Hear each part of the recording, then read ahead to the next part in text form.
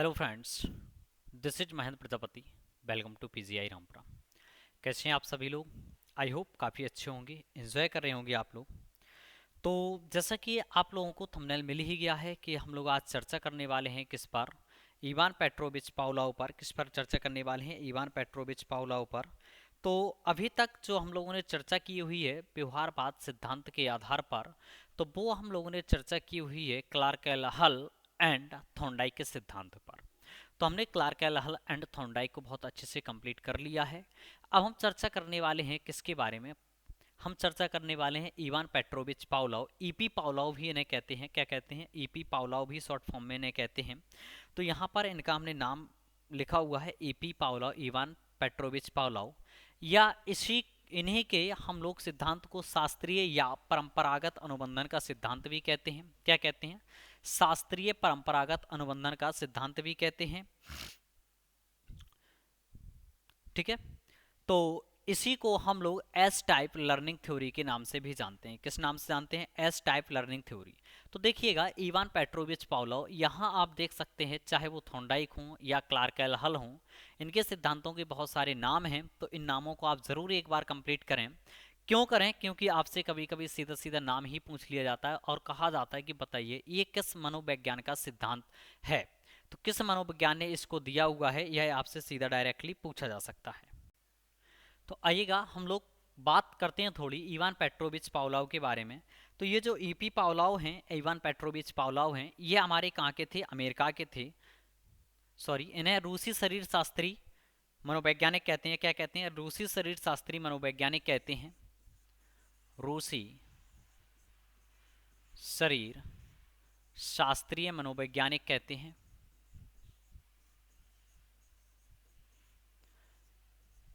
इन्होंने क्या किया था 1904 में? कब? इन्होंने 1904 में 1904 में इन्होंने एक कुत्ते पर शोधन किया था। किस पर किया था? कुत्ते पर शोधन किया हुआ था। इन्होंने बताया था कि जब कुत्ते को भोजन दिया जाता है, तो जब कुत्ते को हम भोजन देते हैं तो कुत्ते के मुंह से क्या निकलती है? लार निकलती है। इन्होंने उसी पर शोधन किया हुआ था। और इन्हें 1904 में ही, कब? 1904 में ही इन्हें एक बहुत बड़े नोबेल पुरस्कार से नवाजा गया था। किसके द्वारा? नोबेल पुरस्कार के द्वारा इन्हें नवाजा गया था। तो पूछ लिया जाता है, बताइएगा कि इवान पेट्रोविच पावलोव को या नोबेल पुरस्कार मिलने वाले वो कौन से रूसी शरीर शास्त्री मनोवैज्ञानिक थे? तो उनका नाम है इवान पेट्रोविच पावलोव। क्या नाम है? Ivan Petrovich Pavlov. इन्होंने किस पर शोध किया हुआ था? तो इन्होंने कुत्ते पर शोध किया था, इसकी पाचन क्रिया पर। किस पर किया हुआ था? पाचन क्रिया पर शोध किया हुआ था। पूछ लिया जाता है क्वेश्चन कि बताइएगा इवान पेट्रोविच पावलोव जो हैं, इनकी कौन सी क्रिया पर इन्होंने अध्ययन किया हुआ था? तो इन्होंने जो अध्ययन किया था वो किस पर किया हुआ था? पाचन क्रिया पर। इन्होंने एक कुत्ते पर शोधन किया था। किस पर शोधन किया हुआ था? कुत्ते पर इन्होंने एक शोधन किया था और बताया था कि जब कुत्ते को भोजन दिया जाता है तो कुत्ते के मुंह से क्या निकलती है? लार निकलती है। अर्थात लार में क्या होती है? वृद्धि होती है। ठीक है। तो आई होप कि आप लोग समझ पाए होंगे कि ये जो इवान पेट्रोविच पावलोव हैं, ये कौन से हैं? रूसी शरीर शास्त्रीय मनोवैज्ञानिक हैं। इन्होंने बताया कि जब कुत्ते को भोजन दिया जाता है तो भोजन में से वो सॉरी कुत्ते के मुंह से क्या निकलती है? लार निकलती है। अर्थात लार में क्या होती है? वृद्धि होती है। तो आइएगा समझते हैं इन्होंने क्या हमें बताया। तो अभी इसके बारे में हम बताते हैं कि ये कुत्ता है, इन्होंने किस प्रकार से इस पर शोध किया हुआ था। तो देखिएगा, एक बात की हम चर्चा बहुत इस चैप्टर में कर चुके हैं, अधिगम के चैप्टर में, कि एक हमारे पास जो उद्दीपक होता है और उद्दीपक को प्राप्त करने के लिए कोई भी प्राणी या जीव है वह क्या करता है? अनुक्रिया करता है। क्या करता है? तो वह जो क्रिया करता है उस क्रिया के द्वारा वह उद्दीपक को क्या कर लेता है? प्राप्त कर लेता है। तो जैसे ही वह उद्दीपक को क्या कर लेता है? प्राप्त कर लेता है, तो अनुक्रिया और उद्दीपक के बीच में, उद्दीपक को हम लोग क्या लिख सकते हैं? लक्ष्य भी लिख सकते हैं। तो यह अनुक्रिया और उद्दीपक के बीच में एक संबंध बनता है। इसी संबंध को हम क्या कहते हैं? अनुबंध। और जैसे ही यह अनुबंधन बनता है तो हम मान करके चलते हैं कि उसने क्या कर लिया है? अधिगम कर लिया है। तो देखिएगा, इसी को हम लोग क्या कहते हैं? इसी वजह से हम इसे एस टाइप लर्निंग थ्योरी भी कहते हैं। क्या कहते हैं? S type learning theory. क्यों कह रहे हैं एस टाइप लर्निंग थ्योरी? जरा इस बात को आप लोग समझिएगा कि यहाँ एस टाइप लर्निंग थ्योरी का अर्थ ये है कि यहाँ पर देखिएगा, जो उद्दीपक है हमारे पास, क्या है? उद्दीपक जो है, उद्दीपक हमारे पास भोजन है। क्या है? भोजन है। मतलब कि जो स्टिमुलस है वह क्या है? एस है। अब आप लोग सोच रहे होंगे कि यह अनुक्रिया भी तो कुत्ता कर रहा है। कौन कर रहा है? अनुक्रिया कुत्ता कर रहा है। भाई देखो, यहाँ अनुक्रिया कुत्ता बिल्कुल भी नहीं कर रहा है। क्यों? क्योंकि इस कुत्ते को किसके द्वारा बांध दिया गया? रस्सी के द्वारा बांध दिया गया है। ये कुत्ता फ्री नहीं है। कैसा नहीं है? फ्री नहीं है, स्वतंत्र नहीं है अनुक्रिया करने के लिए। ये क्या है? स्वतंत्र नहीं है। तो इसी वजह से इस थ्योरी को हम लोग केवल केवल क्या कहते हैं? एस टाइप लर्निंग थ्योरी के नाम से जानते हैं। किस नाम से जानते हैं?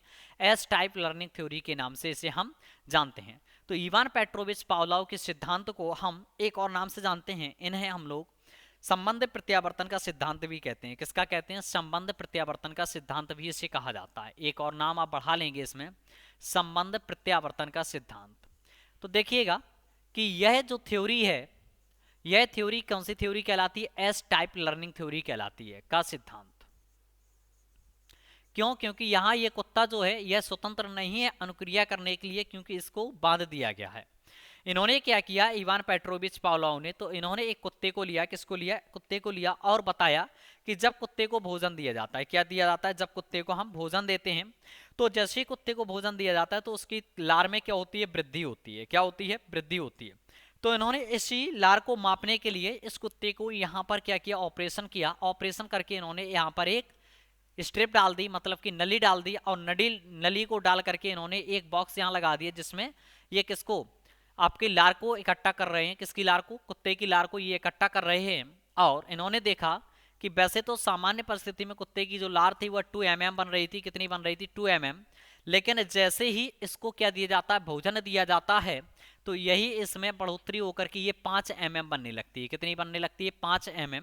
अर्थात ये पता चल रहा है कि जैसे ही कुत्ते को क्या दिया जाता है? भोजन दिया जाता है। क्या दिया जाता है? भोजन दिया जाता है, तो कुत्ते की लार में क्या होती है? वृद्धि होती है। कुत्ते की लार में क्या हो जाती है? वृद्धि हो जाती है।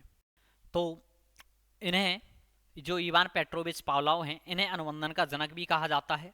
अगर क्वेश्चन आपसे पूछा जाए कि अनुबंधन का जनक किसे कहते हैं, तो अनुबंधन का जो जनक है वह हम अनुबंधन का जनक किसे कहते हैं? तो इवान पेट्रोविच पावलोव को ही कहते हैं। तो आप लोग लिख लीजिएगा ईपी पावलोव। क्या लिख सकते हैं आप लोग? ईपी पावलोव को हम लोग क्या कहते हैं? अनुबंधन का जनक कहते हैं। तो देखिएगा इन्होंने किस प्रकार से हमें सारी घटना बताई हुई थी। तो इसे कुत्ते के बारे में हम आपको बताते हैं इन्होंने क्या क्या किया था। तो इन्होंने इस पर 3 प्रकार से प्रयोग किए थे। कितने प्रकार से प्रयोग किए थे? इन्होंने इस पर 3 प्रकार से प्रयोग किए थे। तो इन्होंने जो फर्स्ट इस पर प्रयोग किया था वो इन्होंने ये प्रयोग किया कि जब भोजन दिया जाता है, क्या दिया जाता है? जब कुत्ते को भोजन दिया जाता है, तब कुत्ते के मुंह से क्या निकल रही है? लार निकल रही है। क्या निकल रही है? लार। तो देखिएगा क्वेश्चन आपसे ऐसा भी पूछा जा सकता है, भोजन को हम लोग यूसीएस कहते हैं और लार को हम लोग यूसीआर कहते हैं। क्या कहते हैं? यूसीआर। समझिएगा, यू फोर अनकंडीशनल है। क्या है? अनकंडीशनल। एस फोर स्टिमुलस है। क्या है? एस फोर स्टिमुलस यानी कि उद्दीपक है। ये क्या है? अनकंडीशनल रिस्पॉन्स है। लार निकलना, एक कुत्ते की जो लार निकल रही है वह एक अनुक्रिया कर रही है। क्या कर रही है? अनुक्रिया कर रही है। अनकंडीशनल का मतलब है अअनुबंधित। कैसे है? अनकंडीशनल का मतलब है आपका अअनुबंधित उद्दीपक। क्या है? अअनुबंधित उद्दीपक, मतलब कि यह किसी से बंधा हुआ नहीं है। अअनुबंधित उद्दीपक है ये। क्या है? अअनुबंधित उद्दीपक है। देखिएगा जैसा उद्दीपक होगा वैसे ही आपकी अनुक्रिया होगी। अअनुबंधित उद्दीपक बोलेंगे इसे। क्या बोलेंगे? अअनुबंधित उद्दीपक बोलेंगे। या इसी का हम लोग एक और नाम दे सकते हैं, इसका एक और नाम दे सकते हैं हम लोग स्वाभाविक उद्दीपक। क्या कह सकते हैं इसी को? हम लोग स्वाभाविक उद्दीपक। हमने आपको बताया कि जैसे आपके पास उद्दीपक होगा वैसे आपकी क्या चल रही होगी? अनुक्रिया चल रही होगी। स्वाभाविक उद्दीपक है ये। क्या है? स्वाभाविक उद्दीपक है। तो अनकंडीशनल रिस्पांस का मतलब क्या हो जाएगा? अअनुबंधित अनुक्रिया हो जाएगा। अअनुबंधित अनुक्रिया हो जाएगा। मतलब कि ये देखो, ये जो लार है वह लार किसी से बंधित तो है नहीं, बंधी हुई तो है नहीं। जैसे कुत्ते को भोजन दिया जा रहा है, उसके मुंह से क्या निकल रही है? लार निकल रही है। यह लार किसी के द्वारा बंधी तो है नहीं, इसी वजह से इसे क्या कह रहे हैं? अअनुबंधित अनुक्रिया कह रहे हैं। अगर इसको स्वाभाविक उद्दीपक बोलेंगे तो इसको भी हम लोग क्या बोल सकते हैं? स्वाभाविक अनुक्रिया बोल सकते हैं। क्या बोल सकते हैं? स्वाभाविक अनुक्रिया बोल सकते हैं। तो ये हमारा क्या हो जाएगा? स्वाभाविक अनुक्रिया हो जाएगा। तो देखो यूसीएस जब उसको दिया जाएगा तब उसके मुंह से क्या निकलेगा? यूसीआर निकलेगा। क्या निकलेगा? यूसीआर निकलेगा। ठीक है। तो इसमें हमने आप लोगों को कुछ प्रीवियस लेक्चर में बातें बताई हुई हैं। हमने क्या आपको बताया कि जब हम किसी व्यक्ति के प्रति कोई क्रिया करते हैं, क्या करते हैं क्रिया, तो बदले में वो भी हमारे प्रति क्या करता है, क्रिया करता है। जैसे कि हमने आपको बताया हुआ था कि अगर हम किसी से राम राम या गुड मॉर्निंग करते हैं तो अपोजिट पर्सन हमसे क्या करता है, राम राम या गुड मॉर्निंग करता है। अगर हम किसी को एक चपाट मार दें तो हो सकता है वो बदले में हमें 2-4 चपाट मार दे। तो इसको ही हम लोग क्या करते हैं, क्रिया के प्रति क्रिया की जाती है। और कुछ ऐसी क्रियाएं होती हैं जो जन्मजात क्रियाएं होती हैं। कैसी होती हैं, जन्मजात क्रियाएं होती हैं। उन्हें हम लोग क्या कहते हैं, सहज क्रिया कहते हैं। उसे हम लोग किस क्रिया के नाम से जानते हैं, तो उसे हम लोग सहज क्रिया के नाम से जानते हैं। और हमने आपको बताया था अगर कोई क्रिया उद्दीपक के प्रति की जाती है, किसके प्रति की जाती है, उद्दीपक के प्रति कोई क्रिया की जाती है, तो उसे हम लोग क्या कहते हैं, उसे हम लोग अनुक्रिया कहते हैं। क्या कहते हैं, अनुक्रिया कहते हैं। और आपको हमने बताया था अनुक्रिया और उद्दीपक के मध्य हमारा एक क्या बनता है, संबंध बनता है। क्या बनता है, संबंध। और इसी संबंध को हम लोग क्या कहते हैं, अनुबंधन कहते हैं। क्या कहते हैं, अनुबंधन। और जैसे ही ये अनुबंधन होता है तो हम मान करके चलते हैं कि उस व्यक्ति ने या प्राणी ने क्या कर लिया है, अधिगम प्राप्त कर लिया है, मतलब कि अधिगम उसने कर लिया है। ठीक है। तो यहां पर आप देखिएगा कि जो जन्मजात क्रिया है अर्थात सहज क्रिया है, तो कुत्ते के मुंह से जो लार निकल रही है, इस लार को हम लोग कह सकते हैं कि यह जो लार निकलना है ये प्राकृतिक क्रिया है। कैसी क्रिया है, प्राकृतिक अनुक्रिया हो जाएगी ये, या प्राकृतिक क्रिया बोल दीजिएगा। इसको हम लोग कह सकते हैं कि प्राकृतिक क्रिया है। ये क्या है, ये प्राकृतिक क्रिया है। तो देखिएगा जैसा हमारे पास उद्दीपक होगा वैसे ही हमारे पास क्या हो रही होगी, अनुक्रिया हो रही होगी। जैसे कि हमने आपको बताया हुआ है कि अगर हमारे पास यहाँ पर प्राकृतिक उद्दीपक है तो प्राकृतिक क्या हो रही है, अनुक्रिया हो रही है। सेकंड, इन्होंने जो कुत्ते पर प्रयोग किया था वो कैसे किया था, इन्होंने कहा था कि अगर हम कुत्ते के सामने पहले घंटी बजाएं और तत्पश्चात इसको हम क्या दें, भोजन दें। क्या दें, भोजन दें। तब इन्होंने चेक किया कि तब भी उसके मुंह से क्या निकल रही है, लार निकल रही है। इन्होंने बताया कि जब हम कुत्ते के सामने पहले घंटी बजाएं तत्पश्चात हम भोजन दें, फिर घंटी बजाएं फिर भोजन दें। ये ऐसा इन्होंने कई दिनों तक किया और करने के बाद इन्होंने ये चेक किया कि भोजन देने से पहले जो मैं कुत्ते के लिए घंटी बजा रहा हूं, इस घंटी के बजाने से ही कुत्ते में क्या आ जाती है, लार आ जाती है। तत्पश्चात ये क्या दे रहे थे, भोजन दे रहे। तो यहाँ ये घंटी है, घंटी को हम लोग कंडीशनल स्टिमुलस कहते हैं, CS कहते हैं। मतलब कि ये प्राकृतिक उद्दीपक है। कैसा है, प्राकृतिक उद्दीपक है। क्या बोलेंगे इसे हम लोग, प्राकृतिक उद्दीपक बोलेंगे, या इसी को हम लोग अस्वाभाविक उद्दीपक बोलेंगे। क्या बोलेंगे, अस्वाभाविक। क्योंकि जो हमारे पास, सॉरी यह कृत्रिम उद्दीपक है, सॉरी ये कैसा है, कृत्रिम उद्दीपक लिखिएगा इसे। कंडीशनल स्टिमुलस का मतलब क्या है, कृत्रिम उद्दीपक, कृत्रिम उद्दीपक होगा ये। इसी को हम लोग क्या बोलेंगे, अस्वाभाविक उद्दीपक। क्या बोलेंगे, अस्वाभाविक उद्दीपक। मतलब कि जो कृत्रिम है, प्राकृतिक ना हो, अस्वाभाविक उद्दीपक, इसी को हम लोग कहते हैं कंडीशनल स्टिमुलस। अच्छा, भोजन आपका कैसा है, UCR है। भोजन तो आपका वही है, UCR है, मतलब कि स्वाभाविक है। भोजन तो कुत्ते को देना ही पड़ेगा। तो ये भोजन की आवश्यकता भी हम लोगों ने देखा हुआ था, क्लार्क एल हल ने भी बताया था कि प्राणी को एक आवश्यकता होती है। तो वो किसकी आवश्यकता है, यहाँ इस कुत्ते को भी आवश्यकता है भोजन की। तो इससे तो हम लोग UCR बोलेंगे। और ऑलरेडी हम आप लोगों को UCR के बारे में सारी चीजें समझा चुके हैं। जो UCR होगा वह कैसा होगा, अनुबंधित अनुक्रिया होगा, या इसी को हम लोग स्वाभाविक अनुक्रिया बोलेंगे। क्या बोलेंगे, स्वाभाविक उद्दीपक बोलेंगे। सॉरी क्या बोलेंगे, उद्दीपक। सॉरी यहाँ पर UCR नहीं, आप लोग क्या लिखिएगा, UCS लिखिएगा, सॉरी फॉर। तो ये हमारे पास क्या हो जाएगा, UCS हो जाएगा। ठीक है। तो ये हमारे पास क्या है, एक प्राकृतिक उद्दीपक है। क्या है, प्राकृतिक उद्दीपक है। तब भी इसके मुंह में जो लार बन रही है, तो ये लार कैसी है, ये UCR लार है। क्योंकि ये जो लार है ये UCR इसलिए है क्योंकि ये प्राकृतिक लार बन रही है। कैसी बन रही है, प्राकृतिक लार बन रही है। तो सेकंड, इन्होंने ये इस पर प्रयोग किया हुआ था कि घंटी के साथ इसने क्या दिया था, भोजन दिया हुआ था। थर्ड, इनका प्रयोग देखते हैं कि थर्ड इन्होंने प्रयोग किस प्रकार से किया हुआ था। तो थर्ड इन्होंने जो प्रयोग किया हुआ था, थर्ड इन्होंने प्रयोग किया था, केवल ये घंटी को बजाते थे। किसको बजाते थे, घंटी को बजाते थे। और कुत्ते के मुंह से क्या निकलती थी, लार निकलती थी। कैसी निकलती थी, लार निकलती थी। तो घंटी आपका कैसा है, कंडीशनल स्टिमुलस है, मतलब कि CS है। तो इसके द्वारा कैसी क्रिया हो रही है, तो घंटी को देखने पर इसके द्वारा जो क्रिया होगी वो भी कैसी होगी, CR ही होगी। कैसी होगी, CR। मतलब कि हम कह सकते हैं ये कंडीशनल स्टिमुलस है, तो ये कंडीशनल क्या है, रिस्पॉन्स है। मतलब कि ये जो क्रिया कर रहा है कुत्ता, जो लार निकाल रहा है, ये अनुबंधित क्रिया है। कैसी है, अनुबंधित क्रिया है, ये अनुबंधित क्रिया लिख लीजिएगा या आप लोग अनुक्रिया लिखिएगा। तो इन्होंने हमें फाइनली क्या बताया कि अगर हम कुत्ते के सामने घंटी भी बजा देते हैं तब भी कुत्ते के मुंह से क्या निकलती है, लार निकलती है। क्या निकलती है, लार निकलती है। तो ये बात हम लोगों को समझ आ चुकी होगी। तो फाइनली हम इनका देखते हैं कि इन्होंने हमें क्या क्या बताया हुआ है। तो इन्होंने हमें बताया कि देखो, इन्होंने जो 3 प्रैक्टिकल किए हुए थे, पहला इनका प्रैक्टिकल क्या था कि जब कुत्ते को भोजन दिया जाता है, क्या दिया जाता है, भोजन दिया जाता है, तब कुत्ते के मुंह से क्या निकलती है, लार निकलती है। तो मतलब कि यूसीएस दिया जाएगा तो इसके मुंह से क्या निकलेगा, यूसीआर निकलेगा। हमने अभी आपको बताया जैसा आपके पास उद्दीपक होगा, यहाँ देखिएगा ये घंटी, जब इसको जो ये केवल घंटी बजा रहा था, मतलब कि कृत्रिम उद्दीपक था। कैसा था, कृत्रिम उद्दीपक था। तब भी कुत्ते के मुंह से लार निकल रही थी, तो ये लार कैसी कहलाएगी, तो ये कृत्रिम लार कहलाएगी। कैसी कहलाएगी, कृत्रिम लार कहलाएगी। ठीक है, तो यूसीएस देने पर यूसीआर बनेगा। सेकंड इन्होंने क्या किया था, सीएस और यानी कि यूसीएस को मिक्स किया था। किसको मिक्स किया था, सीएस और यूसीएस को मिक्स किया था। तब यहाँ क्या बना था, केवल यूसीआर बना हुआ था। क्या बना हुआ था, यूसीआर।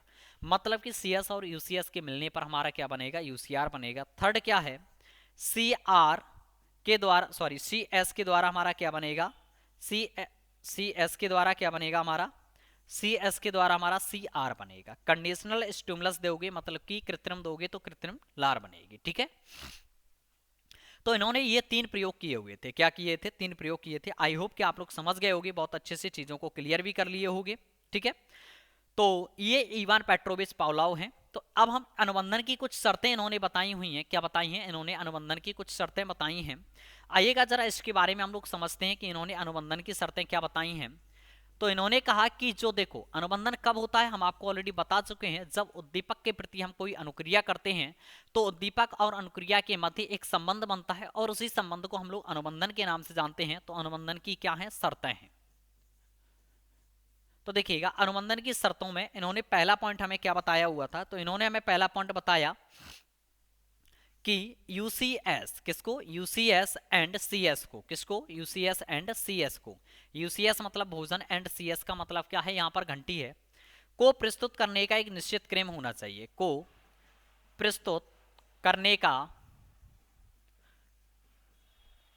एक निश्चित क्या होना चाहिए, क्रम होना चाहिए। का एक निश्चित क्रम होना चाहिए। तो यूसीएस एंड सीएस को प्रस्तुत करने का मतलब कि जब भोजन दें आप और घंटी को बजाएं तो उनका एक क्रम होना चाहिए, का एक निश्चित क्रम होना चाहिए। मतलब इस पॉइंट को समझते हैं। क्या इन्होंने बताया, ऐसा नहीं होना चाहिए कि हम घंटी को अभी बजा दें और 1 घंटे बाद कुत्ते को भोजन दें तो उसके मुंह से कभी लार नहीं निकलेगी। या हम ऐसा करें कि घंटी को आज बजा दें, कुत्ते को भोजन कल दें, या भोजन हम पहले दे दें और घंटी को हम बाद में बजाएं, तो ऐसा नहीं होना चाहिए। ठीक है ना, तो इन्होंने जो बताया कि जो यूसीएस एंड सीएस के बीच में एक जो टाइम होना चाहिए, यूसीएस एंड जो सीएस के बीच में क्या होना चाहिए, टाइम होना चाहिए। तो इन्होंने इनके बीच का जो टाइम बताया वो इन्होंने 3 से 5 सेकंड के बीच में बताया, 3 से 5 सेकंड बताया। और इसी टाइम को इन्होंने आइडियल टाइम भी बोला था। क्या बोला था, आइडियल टाइम। तो इसी टाइम को इन्होंने क्या बोला है, आइडियल टाइम बोला हुआ है। तो यूसीएस एंड सीएस को प्रस्तुत करने का एक क्या होना चाहिए, निश्चित क्रम होना चाहिए। ठीक है, आगे है सेकंड पॉइंट इन्होंने बताया कि यूसीएस, क्या जो यूसीएस है, यूसीएस सीएस से कैसा होना चाहिए, अधिक प्रभावशाली होना चाहिए। यूसीएस सीएस से अधिक प्रभावशाली होना चाहिए। जरा इस पॉइंट को समझते हैं कि क्या इन्होंने बताया, अधिक प्रभावशाली होना चाहिए। मतलब ऐसा नहीं हो कि कुत्ता भूखा ना हो और उसके सामने आप भोजन को रख दें और घंटी को बजा दें तो उसके मुंह से तो लार निकलेगी ही नहीं। यहाँ मतलब ये है कि भोजन का वह भूखा हो, यूसीएस जो है वह सीएस से कैसा होना चाहिए, आपका अधिक प्रभावशाली होना चाहिए। मतलब कि ये इज ग्रेटर देन होना चाहिए। कहने का तात्पर्य यह है कि कुत्ते को भूख लगी हो, ऐसे ही कुत्ते पर आप प्रयोग करें। ऐसा ना हो कि कुत्ता पहले से ऑलरेडी उसके पेट में जगह नहीं है और उसके सामने आप घंटी को बजाएं, भोजन को दें, तो उसको जब भूख ही नहीं है तो वह कोई ऐसी प्रक्रिया नहीं करेगा। तो इसी वजह से कहा गया है इन्होंने बताया कि अनुबंधन की जो शर्त है उसमें एक शर्त ये भी है कि यूसीएस को सीएस से कैसा होना चाहिए, अधिक प्रभावशाली होना चाहिए। थर्ड इन्होंने पॉइंट बताया कि कोई बाह्य अवरोध नहीं होना चाहिए, कोई बाह्य अवरोध नहीं होना चाहिए। बाह्य अवरोध का मतलब ये है कि ऐसा ना हो कि आप जो घंटी बजा रहे हैं अवरोध नहीं होना चाहिए, वही उसी टाइम पे अगर घंटी किसी मंदिर की भी घंटी बज जाए, किसकी घंटी बज जाए या कोई साइकिल से निकल जाए, उसी टाइम पर आपके द्वारा जो दी गई घंटी थी वह घंटी जो आप बजाते थे वैसे ही घंटी अगर उस कुत्ते को सुनाई दे जाए, मंदिर की घंटी है या किसी एक साइकिल की घंटी है, तो ऐसा भी नहीं होना चाहिए। ठीक है, तो यहां पर थर्ड पॉइंट जो था क्या था, कोई बाह्य अवरोध नहीं होना चाहिए। नेक्स्ट पॉइंट है कि अनुबंधन की दशाएं अनुकूल हों। फोर्थ पॉइंट इन्होंने बताया था कि अनुबंधन की दशाएं कैसी हों, अनुकूल हों। अनुबंधन की दशाएं अनुकूल हों। अनुकूल का मतलब यह है कि कुत्ता भी ये चाहता हो कि हमें भाई खाना मिले और जो देने वाला है वो भी ये चाहता हो कि हम इस कुत्ते को भोजन खिला दें। ठीक है, तभी ये उसके बीच में क्या हो पाएगा, अनुबंधन हो पाएगा। क्या हो पाएगा, अनुबंधन हो पाएगा। तो ये इन्होंने कुछ अनुबंधन के नियम बताए थे। क्या बताए हुए थे, नियम बताए थे। अब आइएगा थोड़ी सी हम आपके साथ चर्चा करते हैं। यहाँ इनके कुत्ते को दिखाते हैं हम आप लोगों को। किसको दिखाते हैं, कुत्ते को दिखाते हैं कि इनका जो कुत्ता था वह कुत्ता इनका कैसा था। जरा इस कुत्ते को हम स्क्रीन पर लाते हैं।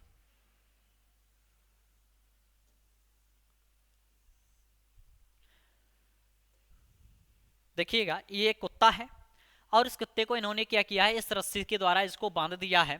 और बांधने के बाद इन्होंने क्या किया, इसको एक ऑपरेशन के माध्यम से इसकी जो लार ग्रंथि थी जहां से ये लार निकलती है, तो इन्होंने यहाँ पर एक क्या लगा रखी थी, इन्होंने एक नली लगा रखी थी और यहाँ पर एक पात्र रखा हुआ था। और इन्होंने देखा था कि जब कुत्ते को भोजन दिया जाता है, मतलब जब भोजन नहीं दिया जाता है तब कुत्ते के मुंह में तब भी लार बनती है। तो ये 2 mm बन रही थी। कितनी बन रही थी, 2 mm लार बन रही थी। लेकिन जब कुत्ते को भोजन दिया जा रहा था तब यही लार 5 mm बन रही थी। तो मतलब कि इसकी लार में क्या हो रही है, वृद्धि हो रही है। तो जब इसकी लार में वृद्धि होगी तो इसी को हम लोग क्या कहते हैं, इनका ही नियम हमारा क्या कहलाता है, शास्त्रीय परंपरागत अनुबंधन का सिद्धांत कहलाता है। किसका कहलाता है, शास्त्रीय परंपरागत अनुबंधन का सिद्धांत, या इसी को हम लोग कहते हैं क्लासिकल कंडीशनल थ्योरी भी कहते हैं। इनके नियम को एक और नाम आप लोग लिख लीजिएगा, क्लासिकल कंडीशनल थ्योरी भी कहते हैं।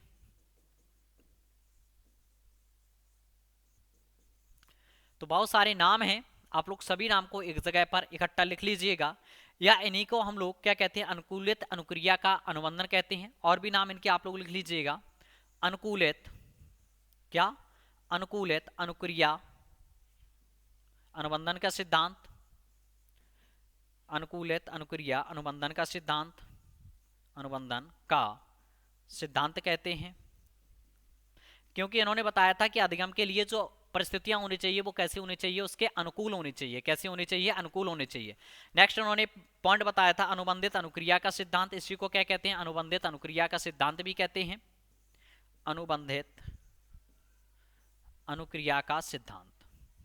तो ये नाम है, इन नाम को आप लोग लिख लीजिएगा। चलिएगा आइएगा और आगे बात करते हैं। इन्होंने हमें क्या बताया था, इवान पेट्रोविच पावलोव ने। तो इन्होंने, अब हम कुछ नियम देखते हैं अनुबंधन के। अनुबंधन के क्या नियम इन्होंने बताए, इनके द्वारा क्या अनुबंधन के नियम बताए गए। तो हम लोग लिखते हैं अनुबंधन के नियम, अनुबंधन के नियम। तो चलिएगा, फर्स्ट जो इन्होंने नियम बताया वह बताया उत्तेजना। क्या बताया है, उत्तेजना। देखिएगा उत्तेजना का यहां अर्थ क्या है कि जब कुत्ते को भोजन दिया जाए, क्या दिया जाए, कुत्ते को जब भोजन दिया जाए तभी उसके अंदर क्या बढ़ेगी, उत्तेजना। कैसे बढ़ेगी उत्तेजना, जरा आप समझिएगा। जब आप भोजन को बार बार देंगे या घंटी को आप बार बार बजाएंगे भोजन के साथ, हम ऐसा लिख सकते हैं यूसीएस प्लस सीएस की प्रक्रिया को कैसे बार बार जब दोहराया जाएगा। कैसा दोहराया जाएगा, जब यूसीएस और सीएस की क्रिया को जब आप 1 दिन देंगे, 2 दिन देंगे, 3 दिन देंगे, तब चौथे दिन वो आपको देख करके हो सकता है उत्तेजना दिखाई कि जैसे आप उसको भोजन देंगे या घंटी बजाएंगे तो उसकी मुंह से क्या निकलेगी, लार निकलेगी। तो इन्होंने बताया कि उत्तेजना होगी तो उसके मुंह से क्या निकलेगी, लार जरूर निकलेगी। और लार में क्या होगी, वृद्धि भी होगी। लार में क्या होगी, वृद्धि भी होगी। ये बात इन्होंने बताई थी। तो इसी को हम लोग कहते हैं उत्तेजना। अनुबंधन के प्रति क्या हो रही है, उत्तेजना हो रही है। सेकंड इन्होंने बात बताई विलोपन। सेकंड इन्होंने जो बात बताई थी वो हमें किसके बारे में बताई थी, विलोपन। अब किसका विलोपन होगा, लार का विलोपन होगा। कैसे होगा समझिएगा कि आपने क्या किया, जब उसके अंदर आपने उत्तेजना को जागृत कर दिया, तो आप भोजन दे, घंटी को पहले बजाते थे, 3-5 सेकंड बाद उसको भोजन देते थे, घंटी बजाते थे, 3-5 सेकंड बाद भोजन देते थे। ऐसा आप कई दिनों तक लगातार करते रहे। कई दिनों के करने के बाद आपने क्या किया, भोजन को देना बंद कर दिया, सिर्फ आप किसको बजाते रहे, घंटी को बजाते रहे। तो आपने चेक किया कि उसके मुंह से क्या निकल रही है, लार निकल रही है। फिर आपने क्या किया, घंटी को बजाया अगले दिन, फिर क्या उसके मुंह से क्या निकली, लार निकली है। क्या निकली है, लार निकली है।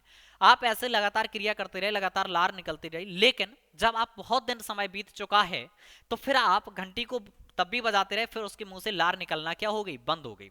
क्योंकि वो समझ चुका है कुत्ता भी कि अब घंटी के बजाने से या घंटी के बजने से मुझे अब भोजन नहीं मिलता है, अर्थात उसकी उत्तेजना क्या हो गई, खत्म हो गई। उसकी उत्तेजना का क्या हो चुका है, यहाँ पर विलोपन हो चुका है।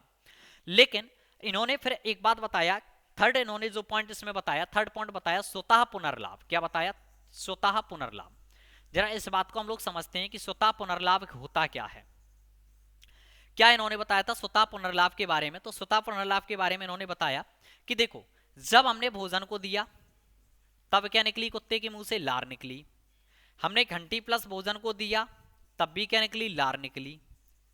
लेकिन जब हमने केवल घंटी को दिया तब कुत्ते के मुंह से क्या निकली, लार निकली। लेकिन जब हम घंटी को बजाते रहे, एक समय बाद इसके कुत्ते के मुंह से लार निकलना क्या हो गई, बंद हो गई। लेकिन मैंने कुछ समय तक न घंटी बजाई न उसको भोजन दिया। अकस्मात में आया किसी एक दिन और मैंने घंटी को बजा दिया। किसको बजा दिया, घंटी को बजा दिया। तो उस कुत्ते के मुंह से इन्होंने देखा कि फिर से क्या निकल रही थी, वही लार फिर से निकल रही थी। मतलब इन्होंने ये कहा कि यहाँ पर स्वतः जो कुत्ता है वह स्वतः पुनर्लाभ कर रहा है। मतलब कि कुछ समय तक जब उसको ना तो भोजन मिला और ना उसके सामने घंटी बजाई गई, लेकिन फिर उसके सामने क्या एक दिन घंटी बजा दी गई तो उसके मुंह से क्या निकली, लार। जरा इस बात को हम दूसरे के एग्जाम्पल से समझते हैं जो इन्होंने ही बताया हुआ था, इवान पेट्रोविच पावलोव ने। अगर हम आपसे कहें कि एक ये स्कूल है और इस स्कूल में कुछ ये विद्यार्थी बैठे हुए हैं, ये पढ़ रहे हैं। ये विद्यार्थी क्या है, पढ़ रहे हैं। अब ये विद्यार्थी थोड़े शरारती हैं, आप लोगों की जैसे। आप लोग शांतिपूर्वक पढ़ते हैं ही नहीं, तो ये थोड़े बच्चे शरारती हैं। इनको एक कोई मैथ का टीचर आता है पढ़ाने के लिए। कौन सा टीचर आता है, मैथ का टीचर आता है पढ़ाने। लेकिन मैथ के टीचर की एक क्वालिटी ये है कि यह बाबू से पहले ही कह देता है, जो स्कूल का चपरासी है, कहता है इस क्लास में आप एक डंडे को रखाओ। किसको रखाओ, डंडे को, यानी कि एक छड़ी को आप रखाओ। तो जैसे ये बाबू इस छड़ी को रखने जाता है, और ये टीचर जो है क्लास पढ़ाने से पहले सभी की एक बार पिटाई करता है। सभी की क्या करता है, पिटाई करता है। तो ये टीचर एक बार सभी की क्या कर देता है, पिटाई कर देता है। तो ये बच्चे क्या हो जाते हैं, शांत हो जाते हैं। फिर एक दिन क्या होता